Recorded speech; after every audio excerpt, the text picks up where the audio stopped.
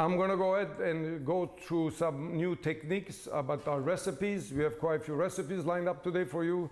And I'm going to start with the sample pizza dough recipes, making sample pizza, dessert pizza, and then we're going to move on to roasting. And I'm going to start right now with making a real thin crust pizza, which is Italian style, very little topping. It's great for hors d'oeuvres or a glass of wine. So I'm going to start to do that first. Then we're going to make a flatbread and continue with other recipes.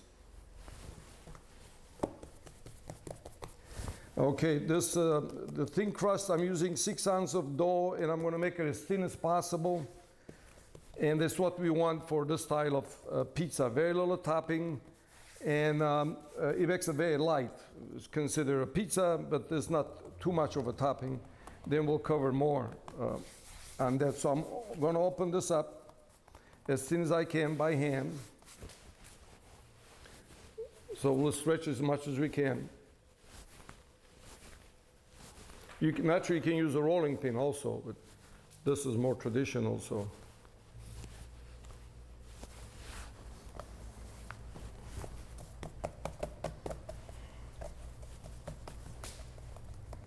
Always try to stretch the edges of the pizza because that's the part that fights you the most. And then you can go with your hand and just flatten it out more. Now this dough just came out of the refrigerator about 45 minutes before.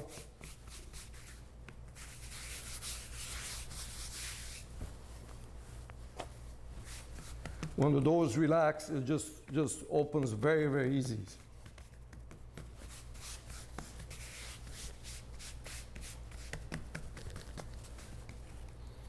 This is a real thin crust pizza, almost like a tortilla shell. So,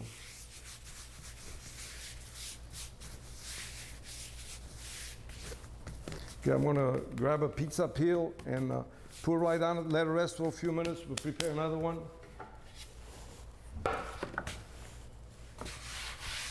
If you notice, again, I repeat, I'm not using cornmeal. A lot of people always ask the question about cornmeal. Cornmeal, it's easy to make the dough slip out of here, but it'll stay on the floor of the oven and it makes a big mess. So just a little flour and a wood peel, it works great. Now I'm going to let this rest, and then we'll put a very little topping on and throw in the oven. While I'm letting it rest, I'm going to get another one. This we're going to try to just make a flatbread out of this one. So this 8 ounces of dough, so it's going to be pretty fatty flatbread, but if you want a thin, you make it bigger, but this should be about the right size.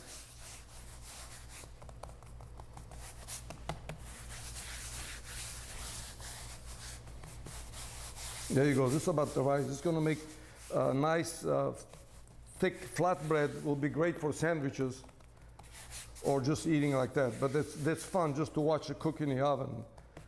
And it's very easy to do. So I'll put this one aside. Then as long as I'm here with my flour, I'm going to get, this is the way I store my, a new way of storing the dough balls, because what I do is, like you saw in the previous video, we make the dough with cold water and we put it in the refrigerator right away. The ideal way is first it'll give good flavor to the dough. Second, you can keep it 2-3 days so it's there in the refrigerator when you need it. And if you don't use it all, you can just throw the whole thing in the freezer and freeze it for a couple of months. And this particular dough, it's a sweet dough. It looks like just like a pizza dough, but actually this has half cake flour and half all-purpose flour. Is quite a bit of sugar. It's like 3 tablespoons of sugar, and very little, half a teaspoon of salt, and about 3 ounces of half butter and half Crisco. The reason I use Crisco because it'll hold the shape pretty good. With butter, it'll melt right in the oven. So this is we're going to make a dessert pizza with this one, and it's 9 ounces of dough because we want the pizza pie to be a little thicker because we're going to put topping on it, and it won't be like a real thin crust pizza. And this will open up real fast. And also because of the amount of fat and sugar, we have to be careful because this dough will brown very, very easily. So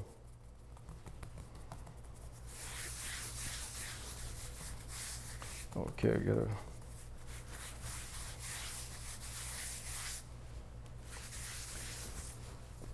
The reason I'm letting the dough kind of rest over here is these ovens cook so fast. There's induction cooking, and if you don't let it rest, the yeast don't have time to really develop because it'll just kill it right away. So I'm letting the proof over here is trying to pump up, and then when you put it in the oven, it's going to really get going, and you'll see how it's going to really swell nice. So give them a little break like this. Now the sweet dough, if you want, you can open it up like I'm doing it now, and then put it in the refrigerator just to cool it down a little bit, just like a pie crust. And then later on, we can just take it out and throw in the oven. This will work fine. It got quite a bit of body to it.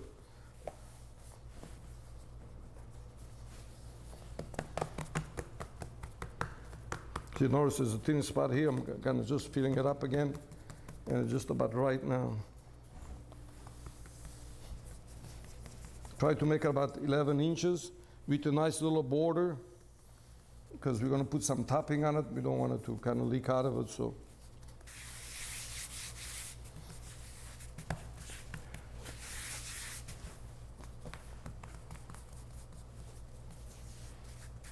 okay, this one is ready also.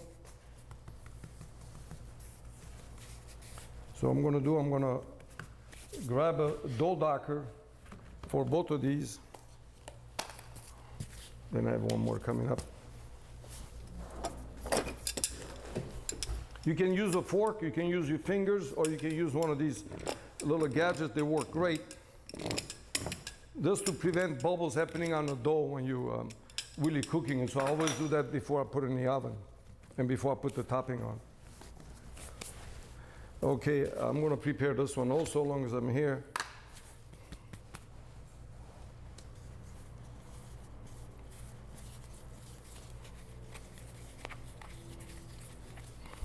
What we recommend is by the time you take the dough out of the refrigerator and the time it goes in the oven, you got to give yourself 45 minutes to an hour so the dough will have time to rest, proof, and it'll come out a lot better doing it that way than just doing it, putting in the oven when it's the dough is still kind of cold. Again, it's to get the yeast going.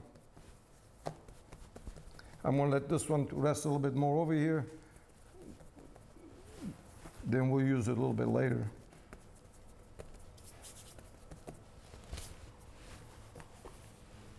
Okay, I'm going to move this over here, a little flour. Now I'm going to go ahead and put the topping on this first pizza. First, I'm going to brush a little olive oil. This is a little jar with crushed garlic and a little basil in it. It just gives a little flavor. And also, it'll give good flavor to the dough naturally, and also help on the coloring of the dough. So I'm going to brush this on. This is a very easy pizza to make, but it's fun. But this mainly what you get, you go to Italy and Europe. These are very light pizza. You can eat the whole pizza by yourself and not feel loaded with it. So first I'm going to put some chopped garlic. You can put as much as you want, but you don't want to make it too heavy, but this will give a good flavor. Okay, and maybe a little bit more. Then here in this little jar I have 1/3 of each. I have basil, rosemary, this chop, and a little oregano. This is all fresh, so they're going to get color. I just put a little bit to cover this.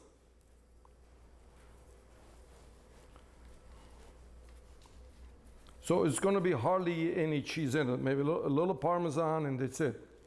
You don't want to overload it. But it's very light, very tasty, and this is a good afternoon or summer or something like I mentioned to go with the drink. So there's plenty here. And now I'm going to put a little grated Parmesan. Again, we don't load with cheese just like a regular pizza. This is going to be very light, so just enough to get the flavor. So what I'm going to do now, this is going to go right in the oven. Again, I use the peel so I don't disturb my topping. I just put it right in the middle.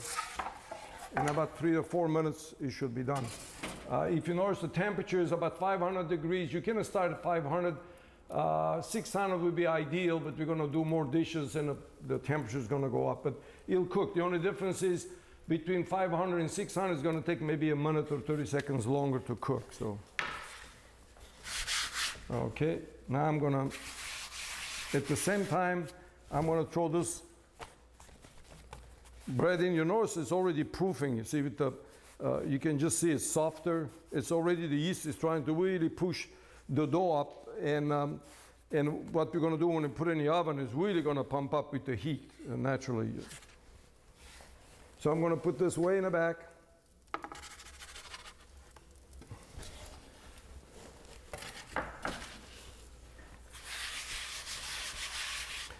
And meanwhile, I'm going to prepare my dessert pizza. This we're going to call this, I want to cover par baking a little bit. Par baking means cooking the pizza like 30 to 40%. Now, on this one, I'm going to cook the pie a little bit before I put my topping on. Then I'm going to cook it again. But one advantage of par baking, if you're throwing a party, you have a little Model 90, and you have a lot of people coming, and the pizzas come out so good, everybody's going to say, oh, I want my slice of pizza right away.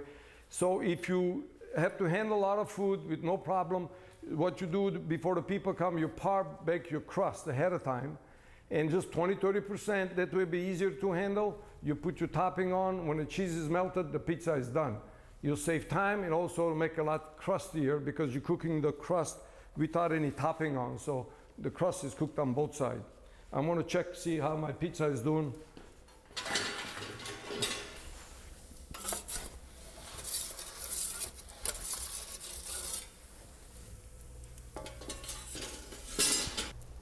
If you notice in the back, the bread is just really swollen, just like a football. It just keeps on pumping up. The air inside, it pushes the walls apart. And you just want to barely get some color on it, the bread is done.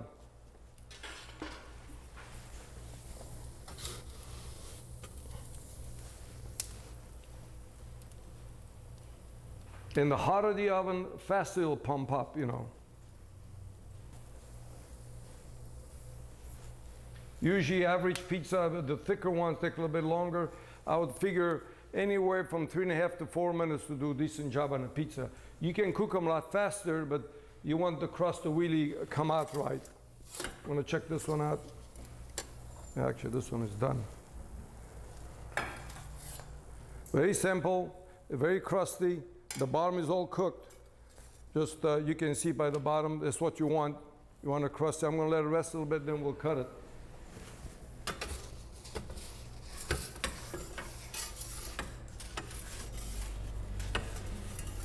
Maybe another minute or so for my pocket bread.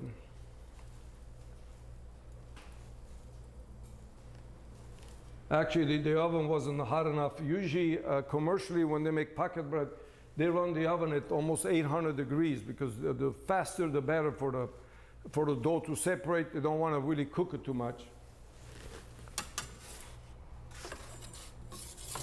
A little bit more.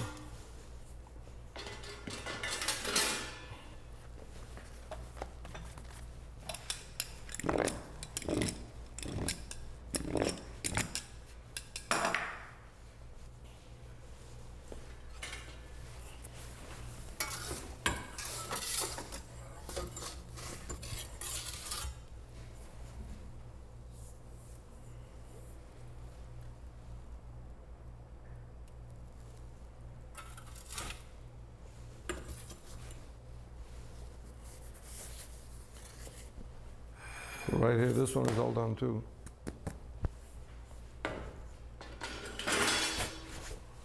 And then before I throw that in the oven, we can hardly wait. I gotta cut this. If you hear the cracking, that means that the crust is just cooked real good, because this is a very thin pizza, so it's not hard to get it nice and crispy. And again, just you grab this with a glass of wine or anything you want to drink, and it's just perfect. Very light, and just a good appetizer, let's put it that way. Very easy. You could put a lot of other toppings in here. Some people put real small chopped tomatoes, just fresh, just before they eat it. Or people drizzle olive oil on it, but I always try to be on a healthy side. You know, in California, we have to watch everything. But the taste is there, so it's no problem, because I brush olive oil to start with before. Now I'm going to put this one in the oven, and I have to keep an eye on it. Again, I mentioned this got sugar and a lot of fat in it, so it's got a color a lot faster than the regular pizza. And always remember, the front part of the oven is the coolest. So whenever we want something to not cook too fast, we always put it by the door. And it'll make like we're gonna do a calzone right now. We're gonna cook it by the door because we don't want it to cook too fast. Again, I put a little flour here. I get this one ready. And I get my dough over here. We're gonna open it up and load it. And then make a calzone out of it. Very easy.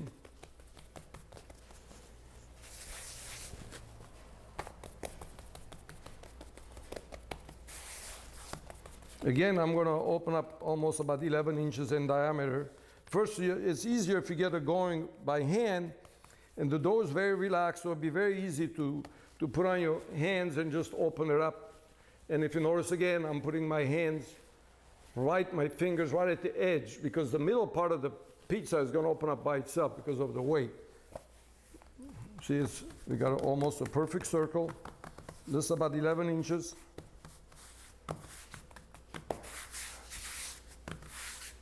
Okay, now I'm going to try to load this up. It's easier if you put on a peel and load it on a peel. I'm going to brush some olive oil, but just in the middle, because we're going to seal the edges, so we want it to stick. So it's like this.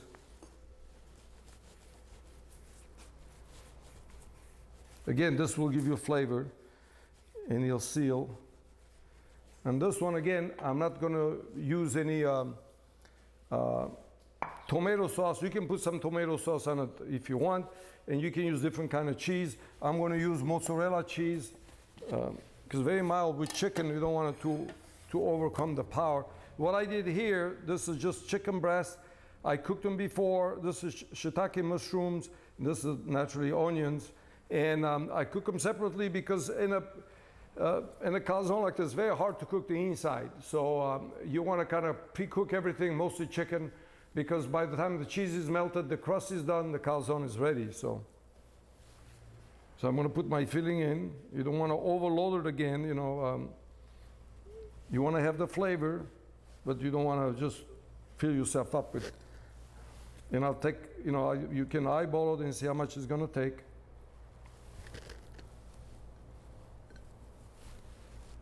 So I got the mushroom, the chicken. Now I'm going to put the onions on top. Oh, but put those two chickens too. And I'm going to put the cheese.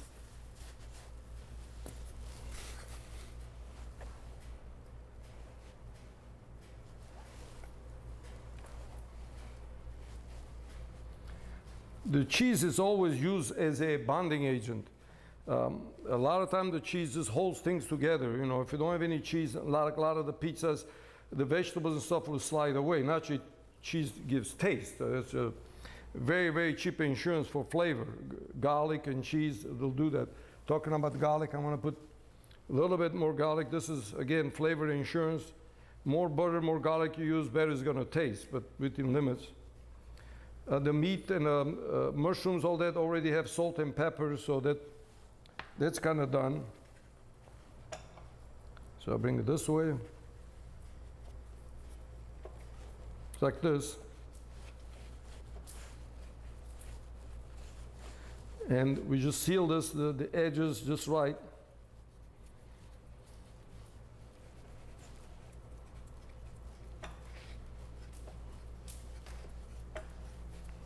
The reason I prepare everything on a peel is if you put on a counter, by the time you put the filling inside, the dough sitting there is getting soft, and sometimes it's very hard to get out of there without having because the crust is pretty thin. So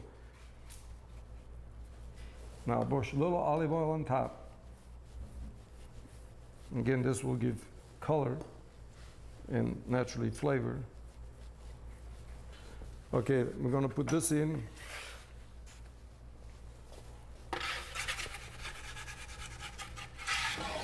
Right by the door, and I got to keep an eye on it because that one also cooks pretty fast, so I got to be careful with it. Okay, I'm going to take my calzone is done. Just And I know the inside going to be cooked because everything was cooked, but I actually just came out perfect.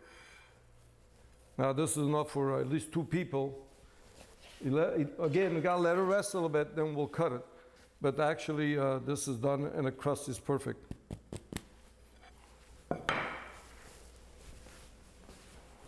Okay, I'm going to duck my sweet dough again.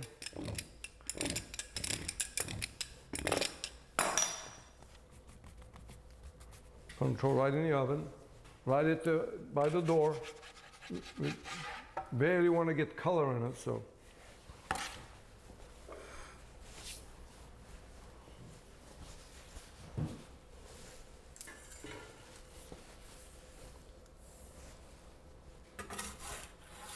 Okay, I'm keep an eye on my crust because this browns very easy, like I mentioned. So you have to churn it 2 or 3 times, just enough to get coloring, and then we'll have to cool down and put our topping on.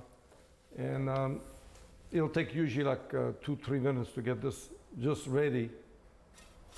Because this one gonna have to be cooked again after the topping is on. So we just want to get the shape, cook the top of the pizza, and then we're gonna put our topping on. Okay, this is just about the way we want it to look. Just got enough coloring. We're gonna let it cool down and put the topping on, and then when we're ready, we'll cook it again right in the oven, and it'll be done. Just gotta let it rest.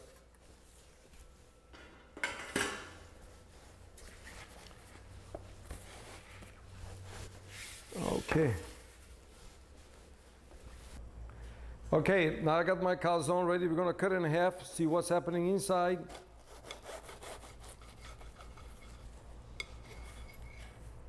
See, everything is melted. I've got my chicken, everything is there, just a perfect sandwich.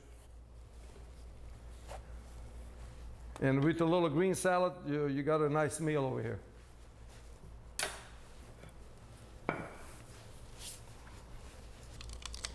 Okay, we're gonna do this salmon filet. We had another one we already made. It was cooked right in the middle of the oven, mainly roasted.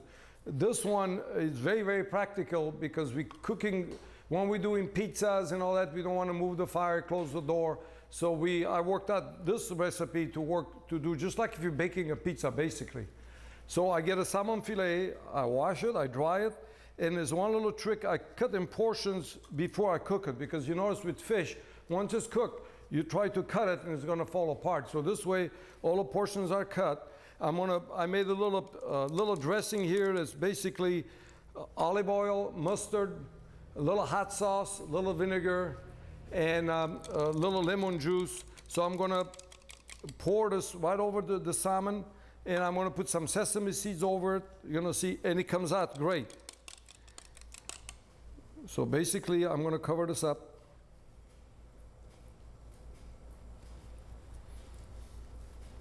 And the mustard actually binds everything together and kind of holds the marinade on top, so it holds up better. And it's not a lot, and actually because it's cut, so you can have the marinade go between the pieces. Again, this was going to give the flavor. It's like this.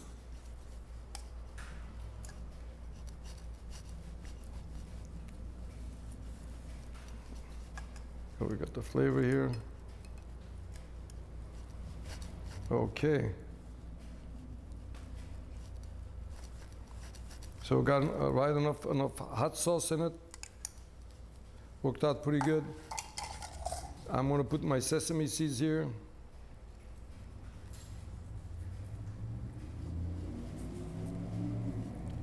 Go just like this. Now I'm put sesame seeds first, because they hold up pretty good on top. Gives a nice little crust, a little flavor.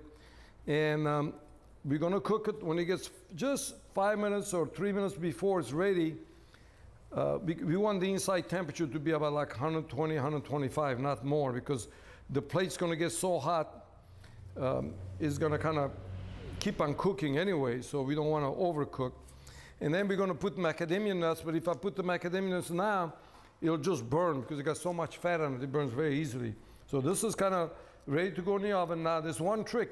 This tray was in a refrigerator overnight, and it's very cold. This is in a fireproof tray, but if I put this in the oven at 500-600 degrees, it's going to shock it. It's going to break in half right in the middle. So what I do, put the pan over here, the tray right here, let it warm up like 30 seconds, then churn it.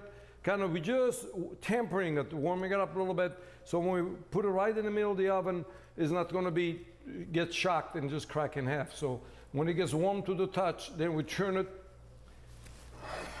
and put it right in the oven. Just like same place you're putting a pizza. Just instead of pizza, we're going to have this tray. This is what makes it practical. But it comes out great. You'll see it's fast, it's very tasty, and it comes out real good. I'm going to wait a little bit more. I always recommend actually to take anything you're going to cook out of the refrigerator, if it was meat or fish, because you got a lot of lemon juice and stuff, it's not going to spoil, at least 45 minutes to an hour before. Let it sit outside in the counter with the cover on. That way the inside kind of gets pretty close to room temperature, because these ovens cook very fast. So now I'm ready. Now it's going to take about 10-12 minutes. The side of the fire is going to cook a little bit faster, so I'll drag it out and churn it, half a churn, put it back in, and then, like I mentioned before, 2-3 minutes before it's done, I put some macadamia nut, just get some color, and it's done. Okay, I think I'm just about there. I'm going to bring the tray out, just like this.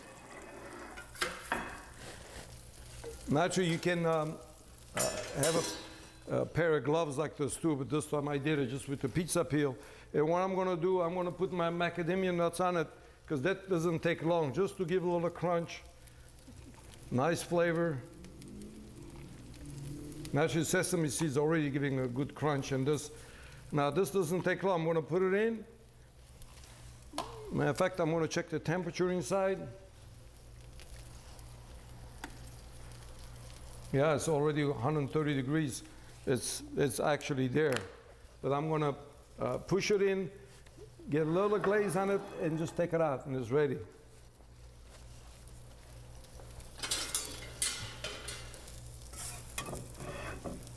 Okay.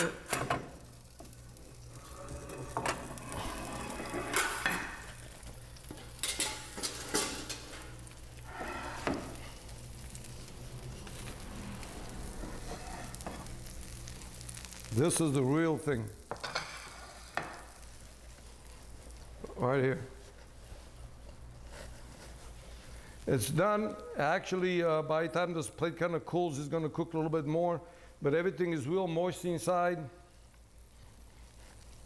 It's already pre-cut, and you see the advantage just comes out real clean. You don't have to worry about the pieces falling apart. So just separate them and just lift them up. So usually what I do with this is the same dressing. This is cucumber, sour cream, and dill dressing, and it comes out great with a lot of lemon in it, and it's just perfect to go with salmon. If you notice, the inside is still kind of moist, but I guarantee that's cooked, because this is induction cooking, and you don't have to dry up the outside to get the inside cooked. So we got one more done. Again, this is another dish with fire going. You could make pizzas if you want. And, but what we do, we work out a lot of recipes, so you could do a lot of dishes without closing the door, quick cooking. Now we're going to throw these mussels in. I just washed them, take most of the beards off, and I'm going to just throw this right in the oven, just like it was a pizza, right by the fire. And that's in 1 or 2 minutes, they're going to be open. And what I'm going to do is I have this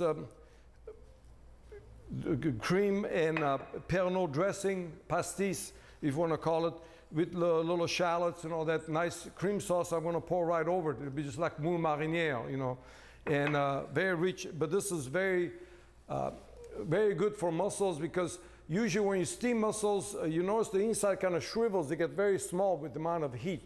In this oven, they open up so fast, it doesn't have time to shrivel, and it stays nice and meaty and fresh. And you pour the sauce over, maybe some garlic bread, and you got a nice dish going. So now, while we're waiting for that to get going, we're gonna do the same thing. We call this, I call this tequila shrimp. They're kind of small, but this is enough for a couple of people. I got my shrimps ready here. I made a sauce. I'm gonna just grab the sauce. This sauce is garlic, a lot of lime juice, a little butter, a little tequila, and a little Ricard pastis. And I reduce those. And that's I'm gonna pour right over and put in the oven, just like I'm doing with the mussels. I'm checking the mussels because those open up real fast. So I'll pour this right over.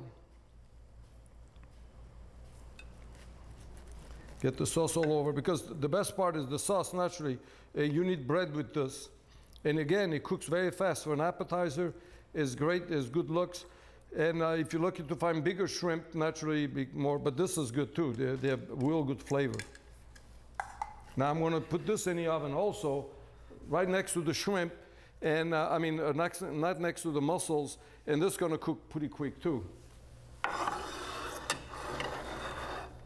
Just like that. And I'm gonna check my mussels, make sure they're not overcooked.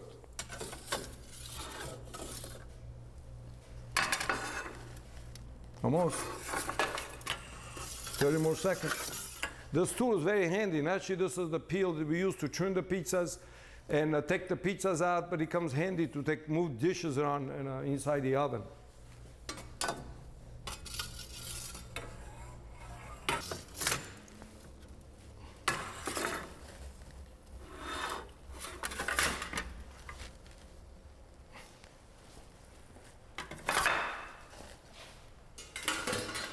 And this was what I was talking about. See, they're real meaty. They haven't shriveled up on anything. You get better flavor. It's almost like fresh mussels. And you pour the sauce right over. I mean, you can do anything. You can just put white wine and just like you do moule marinière. This gives a little bit more to dip the bread in, and a little creamier, and a little better tasting. So you got. Just one more. Gloves.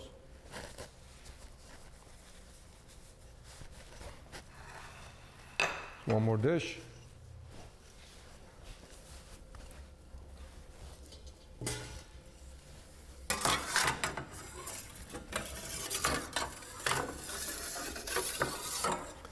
Naturally, the shrimp, it'll take a little bit, maybe a couple of minutes longer with the shrimp, and you don't want to overcook the shrimp either, because I guess otherwise it gets too tough. So I'm keeping an eye on that. As soon as that's done, we just take that one out. You don't have to do anything to that one. Just take it to the table.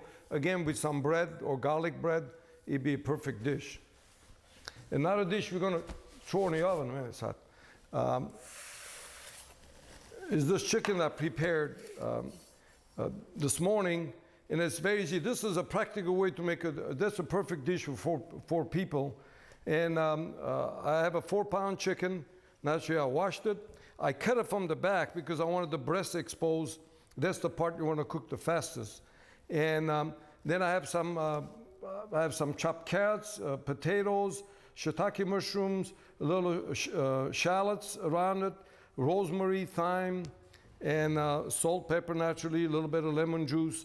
And actually, it's ready to go in the oven. And again, this can be cooked with the door off. You can cook it with the door closed, like roasting it.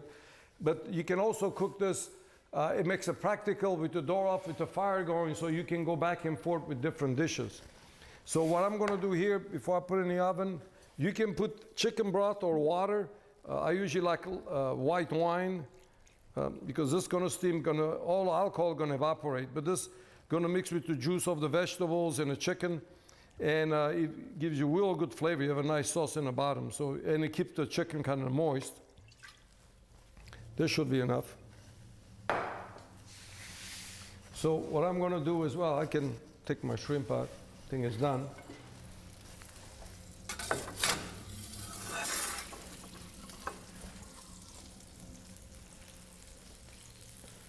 Now I guarantee that the juice tastes as good as the shrimp inside.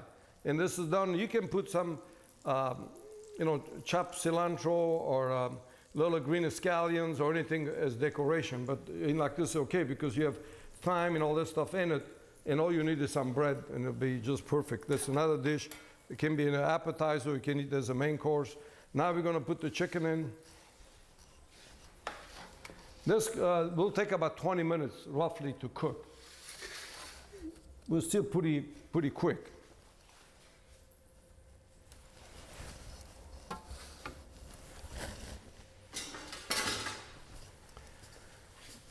Okay, while I'm waiting, maybe I'll get a glass of wine and finish this bottle. You gotta do something while you're waiting, so. And we're gonna be covering some breads later on, but we wanna get this kind of. So we got quite a few colorful dishes over here. Naturally, this is all fish, but it's good for a Friday.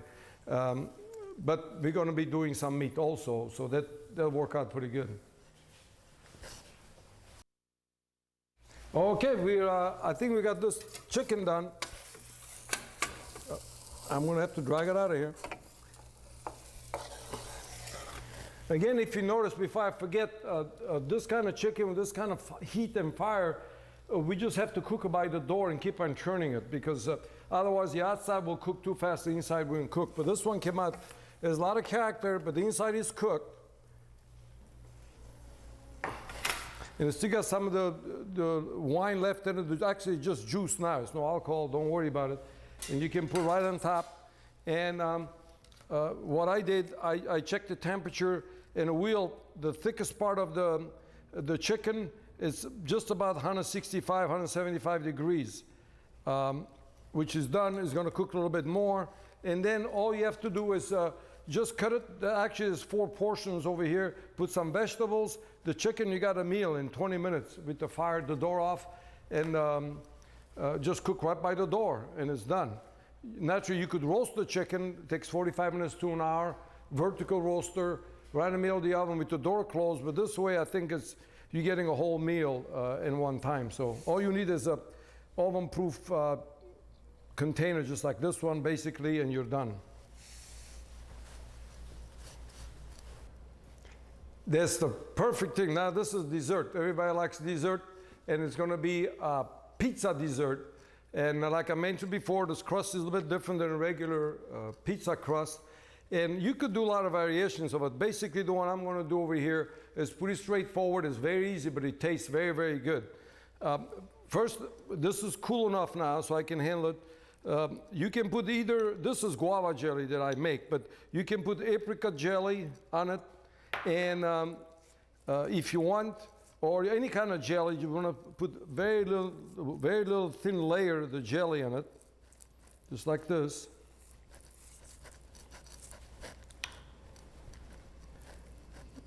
All around. And then we're going to put a little sour cream on top of that. You can put as much as you want, but again, you know, I don't want it too sweet, because this is sweet and you already got brown sugar on it. That's going to make it sweet. The dough has some sugar in it, so we don't want to overdo it.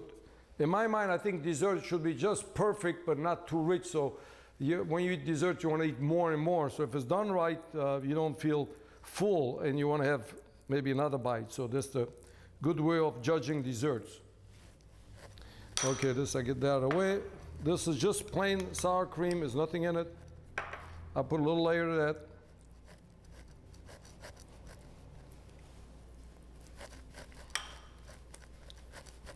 Okay, there's plenty. Leave a little border.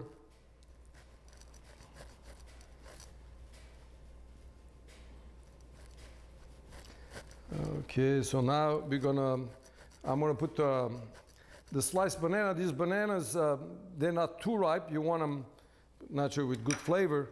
And what I did is I sliced them, put a lot of lemon juice in it, and put some brown sugar all over it. And now I'm going to line them up, and you can make any design you want, all on top of the pizza here.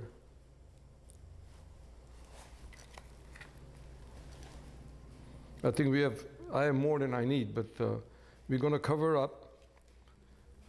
Again, we don't want to overload it with bananas. You want to have a little bit of all the flavors I have there.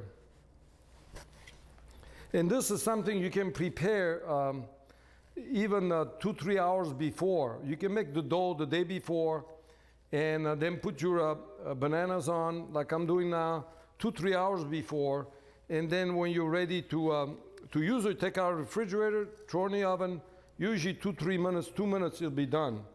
So those are the advantages of some of those dishes you can prepare ahead of time, because you can do everything, because it takes long to prepare and all this stuff. So this makes a very practical dessert, and it'll go perfect with the wood-fired oven because it cooks very fast, and it has not only it cooks fast, it tastes very, very good. So, okay, I think it's enough. I don't want to overload it. Got some left. Oh, then what you can do to be fancy, you can put some of this good juice right over it, and then it's ready to go in the oven.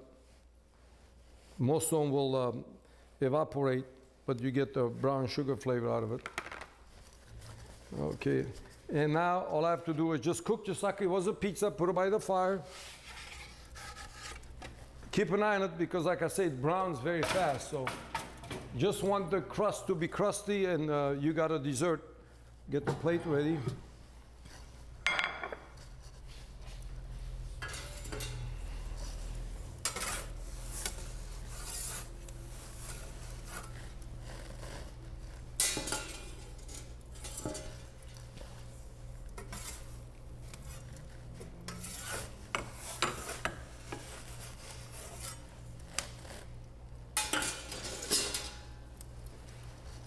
There you go. Now what I'm going to do after I put my pie in here, let it cool off a little bit, I'm going to drizzle some chocolate on it and cut it in wedges just like I'm doing a pizza. And then we're going to serve it with, I have some whipped cream over here. It's whipping cream, a little vanilla, and a couple of tablespoons of Grand Marnier, and it'll do the job. It's great. Naturally, with this you can eat just about anything. It tastes good.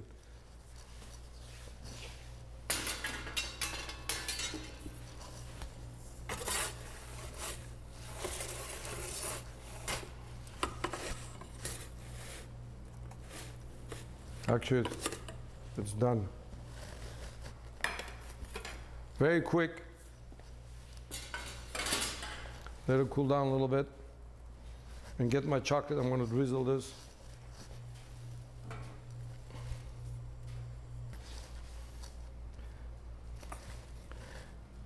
Just make a little design, whatever.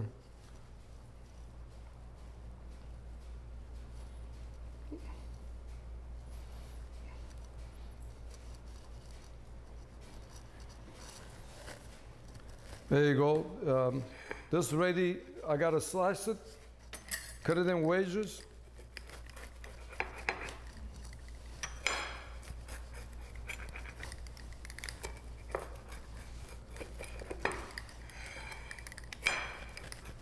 It's almost a pie crust underneath, really. And if I want to get a wedge out of it, just get it and put some whipping cream, just like this on it, if you want, or ice cream, and you just like this, you can just serve it. Some people like ice cream, it'll melt because it's hot. And if you don't want to go to all the trouble, you can get some ready whip and do the same thing with, forgot to shake it. This is so much better though, but this is in case of emergency, you can have this and it'll do the job. But this actually will taste better than this. Anyway, bon appetit, you got another dessert. Well, another dessert. We're going to make a Tarte Tatin, which works great in these ovens again. I've been making it for years. And I have my little version of how to do it. We're going to go over it. It's pretty easy. Usually takes about 20-25 minutes in the oven. This is, I'm going to prepare this because this got to be refrigerated before I put it on top of my apples. So I'm going to get the crust ready, put it in the refrigerator, prepare the apples. We'll talk a little bit about that. And while the apples are cooking, we'll be doing other cooking demonstrations. So the crust is ready. I just kind of got it halfway. I'm just going to open it as large as I can. The thinner, the better. Again, this is a pâte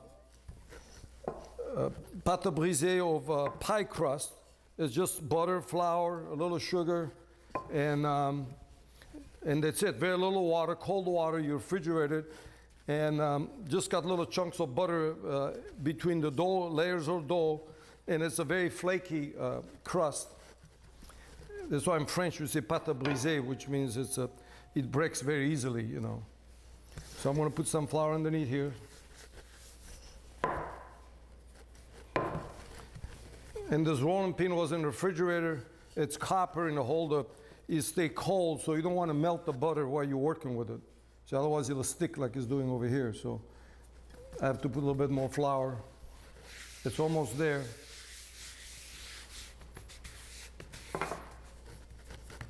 Okay, I'm going to try to put this on roll in saran wrap.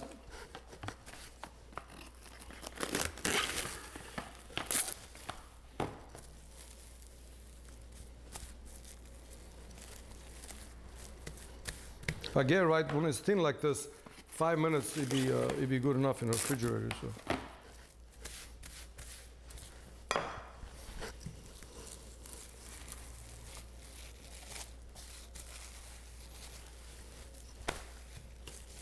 I'm going to try to get another layer on the other side and just throw in the refrigerator like that.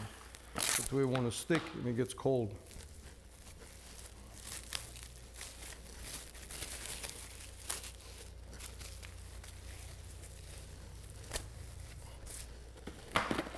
There you go.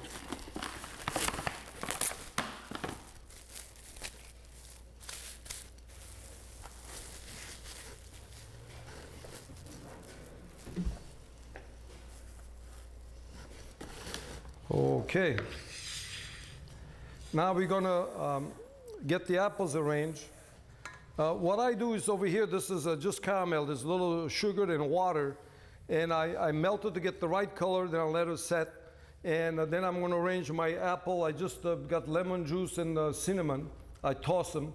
And I'm going to put it on top, put butter, and just put it on top of the stovetop. Now, a lot of people, you'll see, you can put the sugar, the butter, and cook both at one time until it gets caramelized. But it works naturally, but I don't want the butter to be at very high temperature because otherwise it gets that butter flavor away. So I'd rather put the butter afterwards. It just melted and it's more buttery like pastry instead of having this caramel burnt butter flavor. So I cut them pretty big because they're going to shrink quite a bit. And I have one here. You also have to picture this pie going to be upside down. So I put this little round one in the middle and the wedges towards the outside, and I'll arrange all my apples all around.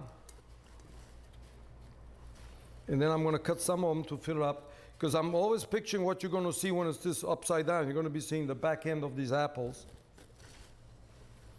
And I try to get the taper part towards the center and the white part towards the outside. Naturally, once they're cooked, they're going to smoosh and it's going to be all filled up. But I like to have it in good position like this.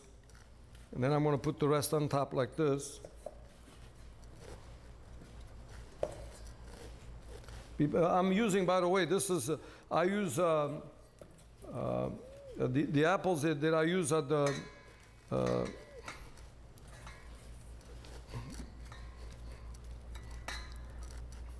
you can use Granny Smith. Any apples are good for pies. These are Red Delicious. You can use, like I said, any apples they hold. A lot of the apples, they fall apart when you cook them. So anything is a little tart and holds the shape after you cook them, they're good enough for the pie. This is actually plenty. And what I'm going to do, I'm going to put butter all around it and put on top of the stove top and slowly cook. The juice is going to mix with the butter. We're going to cook until the top gets kind of soft. Then we got to let this cool down and put our cold pie crust right on top and then throw right in the oven. So now I'm going to put some butter on and put on top of the stove top. I'm going to put the butter, quarter cup actually is enough. I don't want to overload. You can put half a cup of butter on, but I think this is plenty. And like I mentioned, I'm going to put a little bit everywhere. This is going to melt all over, and it's going to be right in the, all over the apples. This is what we want.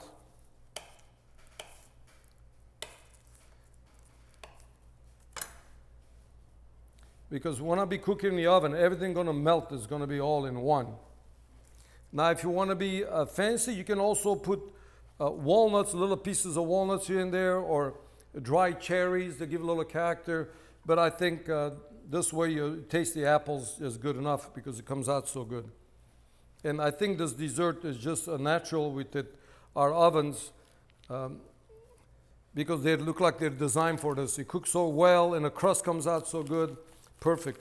Now I'm going to put this on top of the stove top and cook on a very low fire until we get the top of the apples get real soft. Okay, my apples are done. I cooked them right on the stove top. It took like maybe 45 minutes. What you want is the apples to be soft. You see the cinnamon on it, they shrink quite a bit. You could actually put more apples and stuff, but that's quite a bit of apple. In my way of looking, you don't want to have just too much apple and not enough crust. So this way it'll be nice and neat. What I'm going to do now, the crust, it was in the refrigerator, it's nice and cold. I'm going to put it over it, I'm going to cut it, and I'm going to fold it in and put it right in the oven. Actually, when you you do this regularly, you can put the pie about this big in the refrigerator and take it out and open it and put it right on top. But here, we work in it, it was kind of hot, so I wanted to put it in the refrigerator when it was kind of halfway open. Kind of tricky, but it did the job because it got too soft with the heat. So what I'm going to do, I'm going to put a little bit of flour so I can handle it. Go over with my rolling pin one more time, and then it's ready to go on top there.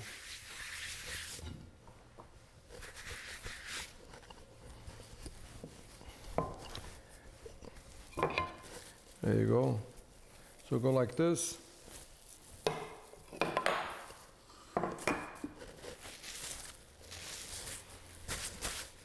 Easy to handle.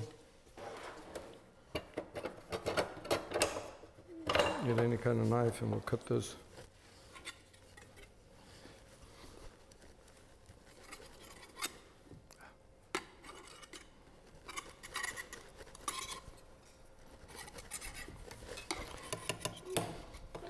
I'm going to fold the edge towards the inside of the pan because it's quite a bit.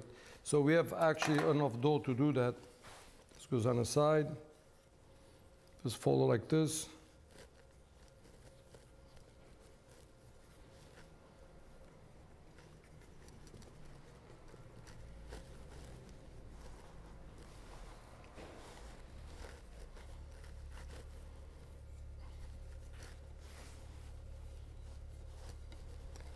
Okay, just like this.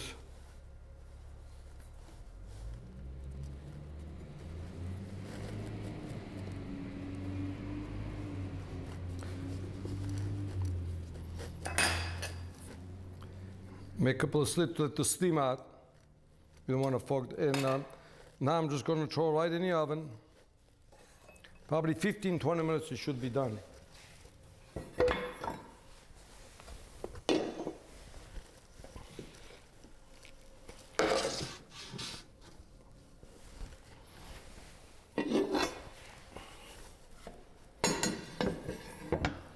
One little short note, you can do the Tarte Tatin just like we did the chicken, the whole chicken on a tray with the fire burning, and you cook right by the door, you keep on churning it.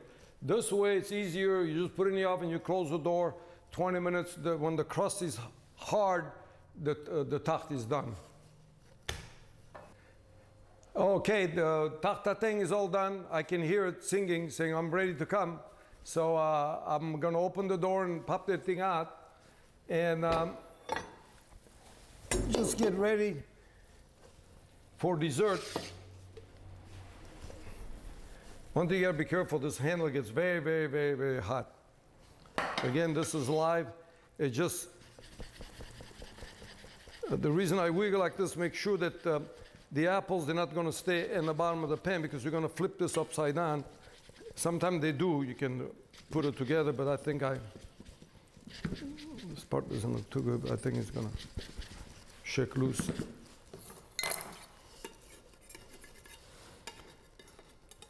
Okay.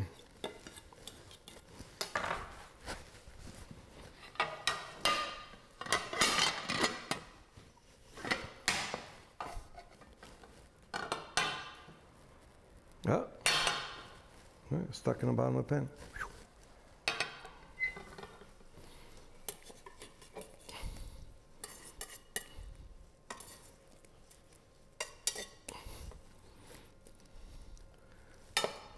I'll fix it up real fast.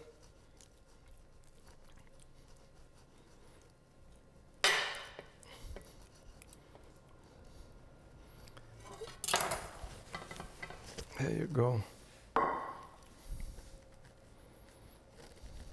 Okay, putting it back together a little bit here. This one goes over here. Okay.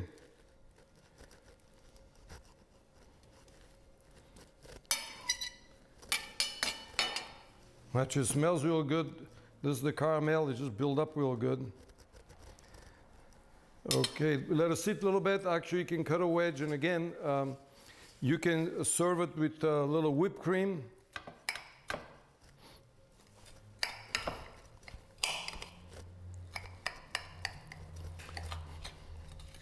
And actually, I think cinnamon and apple go together. A lot of people don't use cinnamon with the Tarte Tatin, but I think this cinnamon gives a real nice aroma to the apples, and apples and cinnamon, they kind of go together. I'm going to grab a plate here.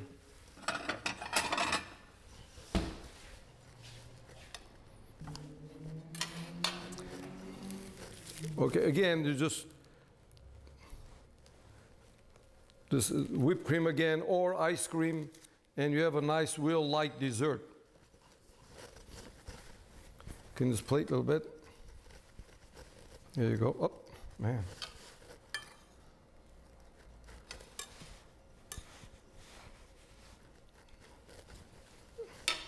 Okay. You got it. Ready to go, ready to eat. Well, more dishes over here. Now this time we have a deboned leg of lamb. You can do a prime rib this way. The main thing is what we're using, a roasting tray, a little rack that holds the cooking product above from the tray so you can get the heat from all around. So this, you can use the same idea to do a big prime rib, a big loin, naturally like a leg of lamb. Anything that you want to elevate, it just works out just great.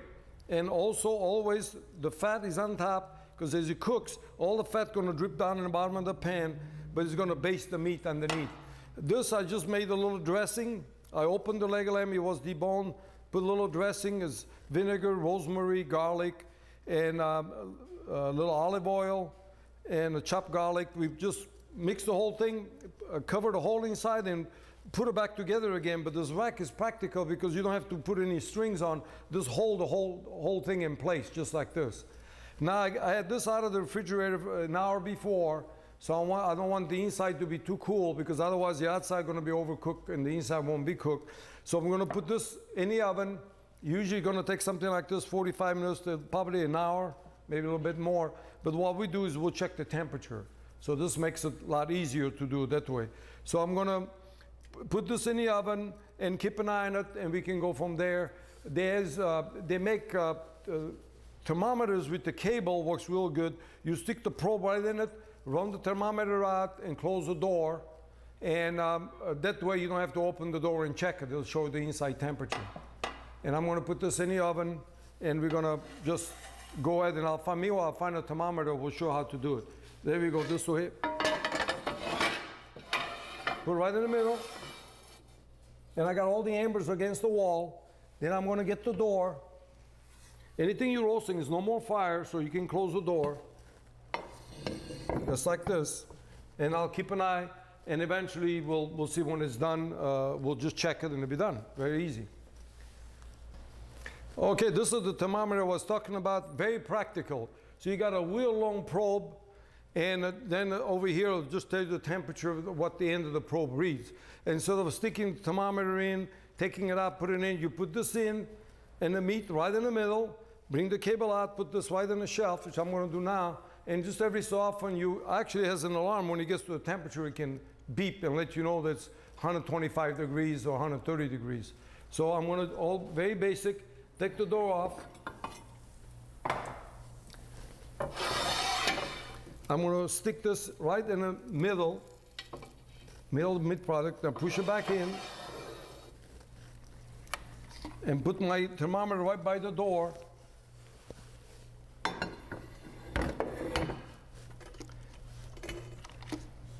And that's it. All I have to do every so often, see down the meat is at 60 degrees, even cooler. It was hot, but it's still pretty cool inside. But then it's gonna stop and start to reverse. When I get to 125, 130 degrees, all depends how well you want it done. You don't want to overcook lamb, and it'll be just right. So this makes it very practical. Any kind of roast, you can do that, put it in, and you can go ahead with what you do in the kitchen, and every so often check the temperature, and that's a good guide for it. I'm right at temperature over here, 125. I'm gonna take it out because it's gonna still be cooking as it sits.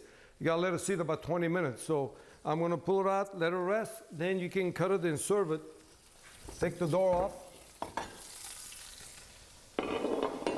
And you can hear it singing.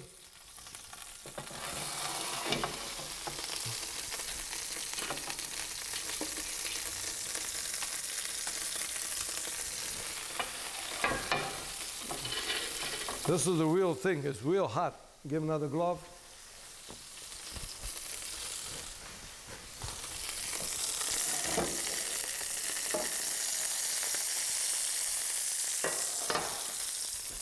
A little overdone on top, but it's hardly anything. If you want to prevent that, you put a little piece of foil, but actually this is perfect because the inside is just right. The outside is cooked real good, and inside is probably still pink. And you can serve this with roasted Nouvelle potatoes like we did before in the oven, and a little green salad, you'll be in business. There you go, one more. We're gonna talk about breads because everybody says, oh, can we not make bread in this oven? I say, sure, you can make bread. This actually, first it started as a bread oven, then they started to make pizzas in it, become a pizza oven, but breads come out good. This particular recipe, what you have here, is just a yeast dough. And what I have 8 cups of flour, water, yeast, a little salt, and that's it. And what I do is I mix the whole thing, let it proof. Now I'm pushing it down. It's ready. I'm going to cut it in portions and let it proof one more time and just put it right in the oven. So what I'm going to do here, cut portions about, usually to make the real big breads, you can make any size bread. You can make the little ones. You can make like baguette type of stuff. But I like the shepherd looking type. They come out good in this oven. More dough, more they'll proof, and I don't know, it comes out better. So what I do is, like I'm going to do with the other one, is I use 24 ounces of dough.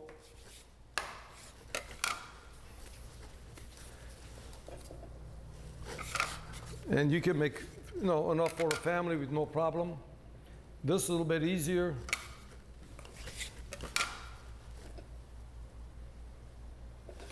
Here's 24 ounces here. It's like this.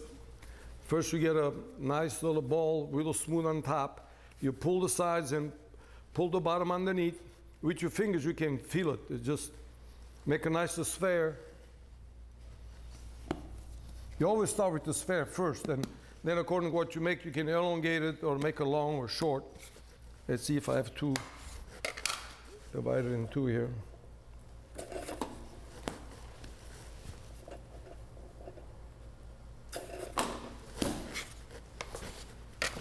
Okay, this is a little bit less than 24 ounces, about 20 ounces each. I'll do the same thing again.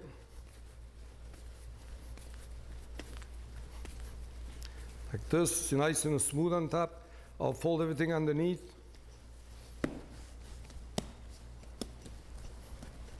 Now they have a lot of spring to it because whenever you move around the dough, it'll fight back. You know, it'll get the springy, it'll come right back. But as soon as you let it rest for 20 minutes, let it rest, the dough will relax and you can control it real easy. And the question always comes up, oh, there's like a piece of rubber, I push, it'll come right back. I can open it, I can control it, but all you have to do, be patient, let it rest, and it's gonna come out just right.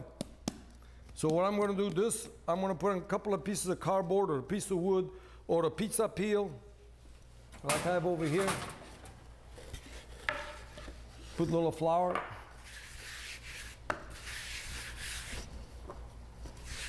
Don't be afraid to put a lot of flour because it'll stick otherwise. Put one here.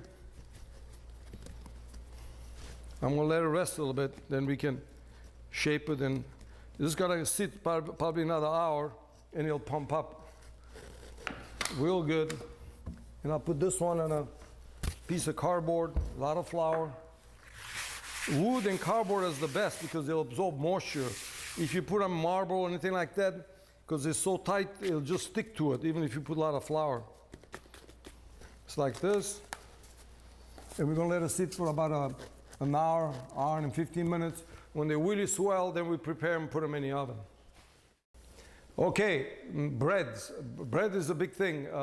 Most of the people, they make pizzas and do the little grilling and roasting. A lot of people say, oh, I wish I would know how to make good bread in the oven. I understand the breads come out great. And it's always a lot of little questions that have to be answered. I'm gonna try to cover all that today. Naturally, I've been making bread for a long time, and I pick a lot of people's brains, and I put everything kind of together, and this is the easy, straightforward way to make bread. First, when you're making bread, you want this type of bread. Now, you can make focaccias and pizzas, little breads like the flat bread with the fire going, but when you make anything kind of thick, this bread's going to swell a lot. It's going to take at least 20 minutes, 15 to 20 minutes to cook. You don't want to have embers on one side because that part is going to overcook, and you have to otherwise turn it all the time. So the best way of doing it is take the embers out of the oven. If you notice, there's quite a few embers. It's hot, and it's kind of dangerous to handle it, but we find the easy way, like we mentioned before. All you need is a pot like this. Actually, if it's a little bit bigger, it's better.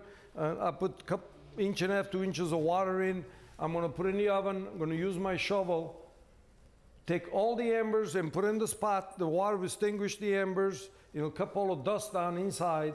I'm going to completely clean the inside of the oven, mop it real good, close the door for about a half hour to even the heat in the oven. Then I'm going to start to put my breads in and start to cook them. We're going to cover how to do that. So right now I'm going to take all the embers out of the oven.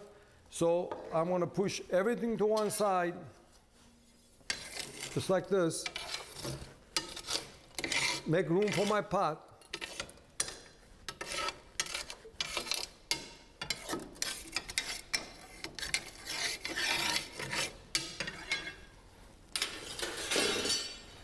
I put my pot inside so we don't get any dust in the kitchen.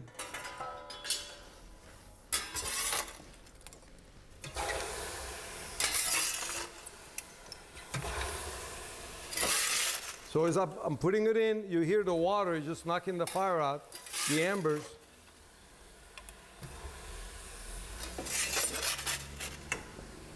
And it'll just pack real good.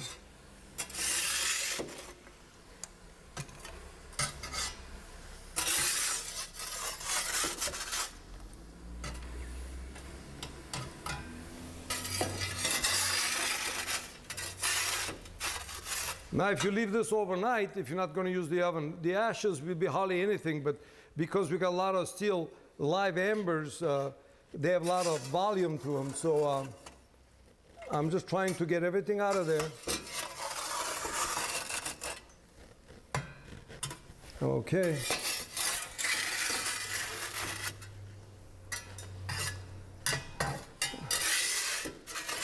Okay, I got 99% of them out of there.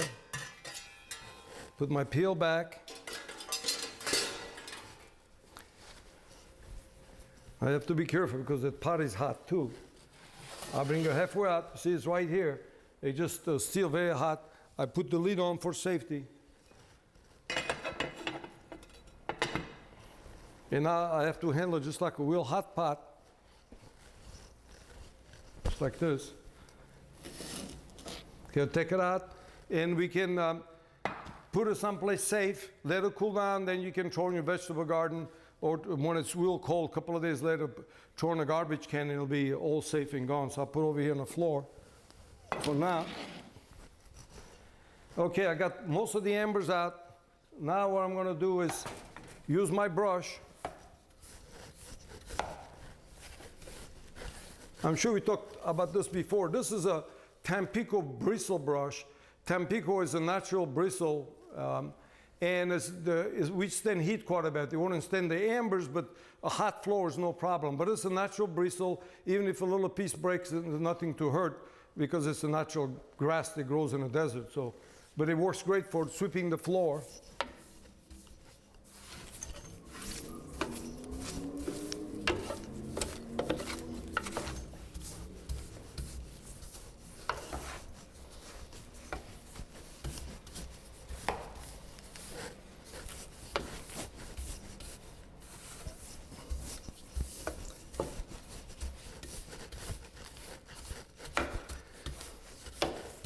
If you notice, what I'm doing is I got little ashes left and little pieces of amber.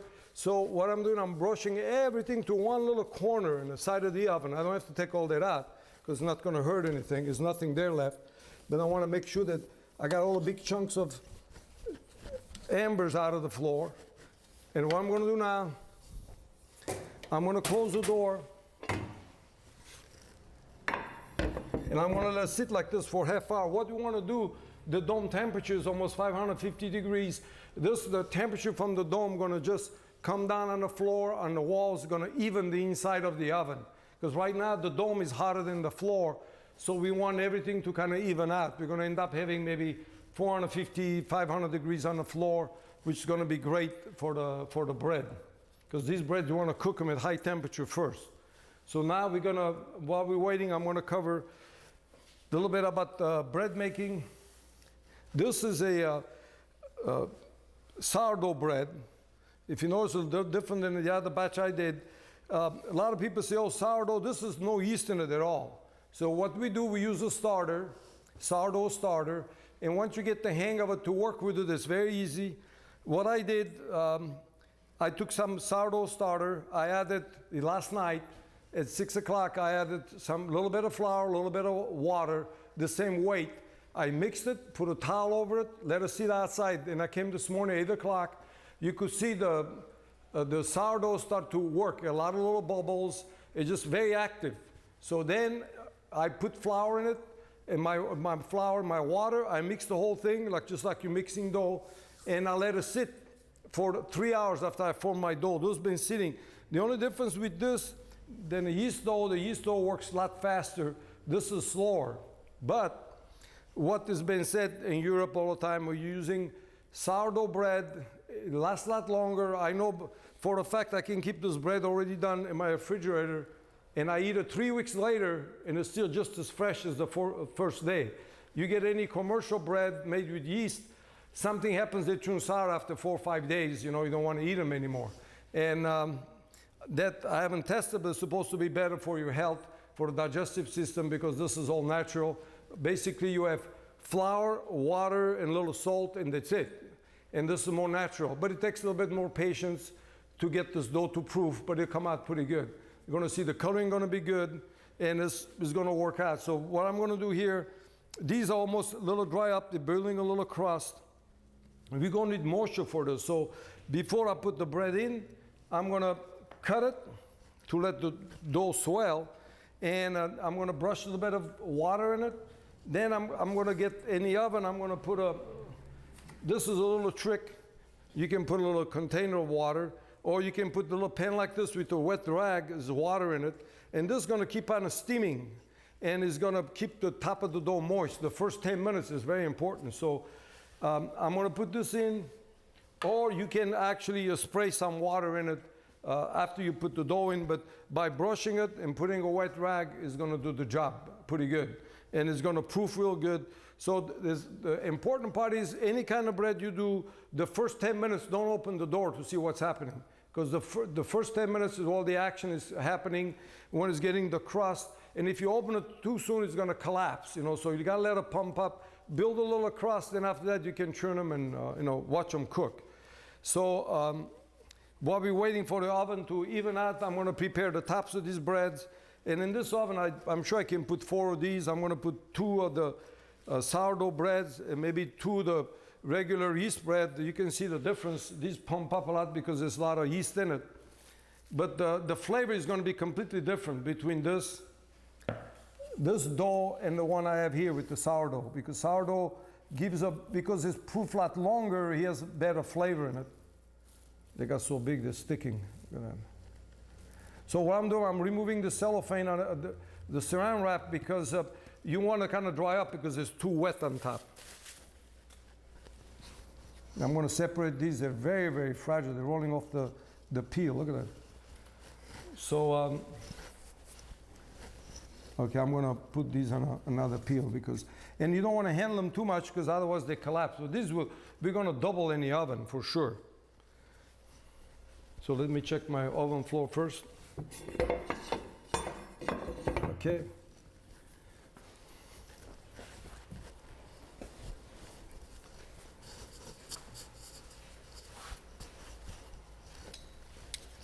Okay, I'm gonna cut these up. You can do any design you want. Things you gotta go as deep as you can because this is gonna let the bread really develop and open up. Otherwise, it's gonna get choked, you know.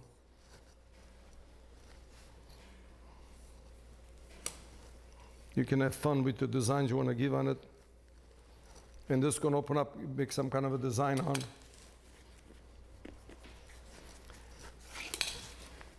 Okay, this is going to be ready to go in. And all I have to do is get a wet towel and mop the floor once, and we get everything going. Okay, the oven rested about 20 minutes, half hour. It's pretty even inside. What I'm going to do is, like I mentioned before, I'm going to mop the floor with the real wet towel. This wet towel is going to do two things. First, it's going to clean the floor. Also, it's going to cool the floor.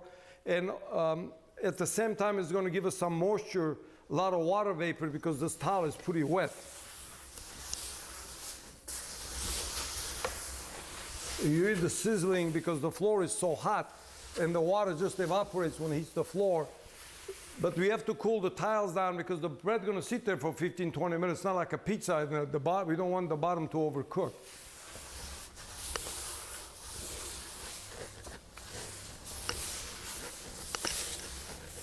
Okay, it's pretty good.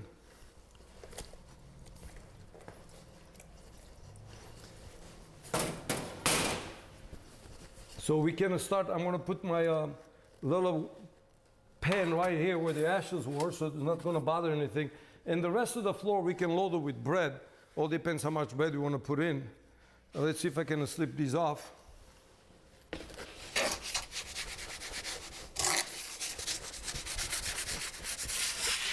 These went in pretty good. And maybe I'll pop this one in. Do the same thing. This is the yeast though. You notice how much more it'll pump out.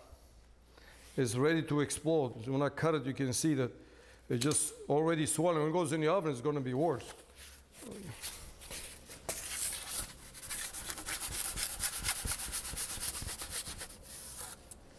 Okay, this one's stuck there. Maybe get one more.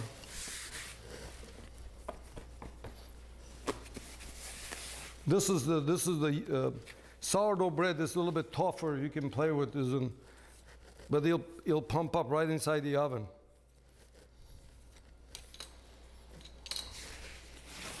Oh, I forgot to. We'll try this one with water. I'm going to spray water.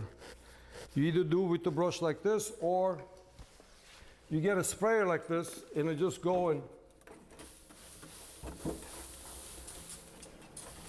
you just pump a lot of moisture in the oven.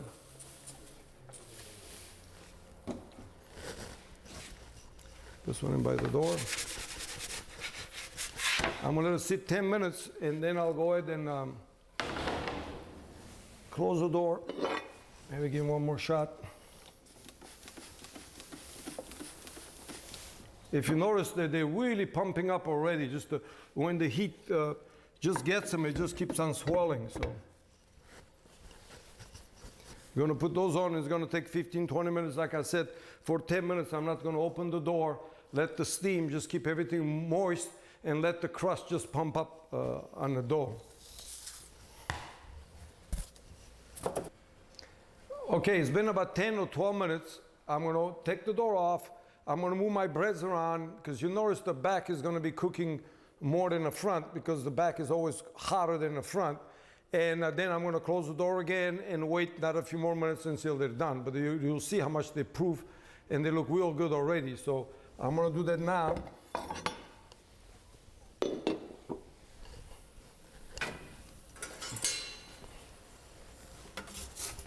This is the one by the door. This is the one that goes in the back. This is the yeast bread that's almost there. Gonna give a few more minutes. I'm gonna put this in the back. If you remember how flat the sourdough bread was when I put it in comparing to this one, and look at the difference on the size, same amount of dough, you know. So I'm gonna rotate these around. Gonna put these babies over there in this back.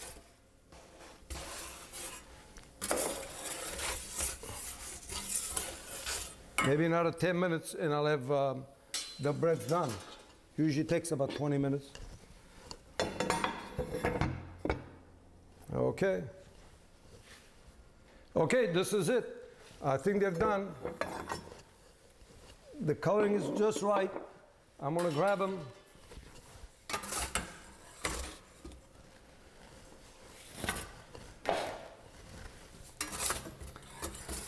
Too bad the smell doesn't come out on the video, but smell is great. It's nothing like bread.